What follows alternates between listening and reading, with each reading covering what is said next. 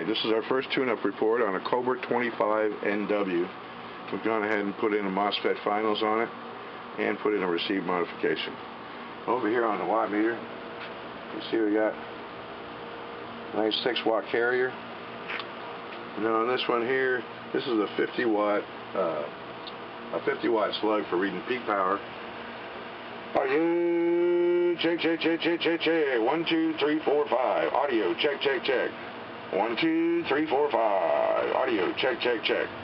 Just under 40 watts there. Alright.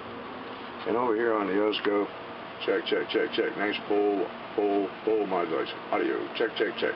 Audio. Check, check, check, check, check. Alright, let's put her on the air.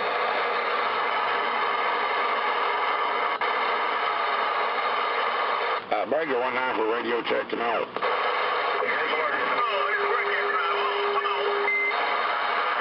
I appreciate y'all coming back to me. Thank you.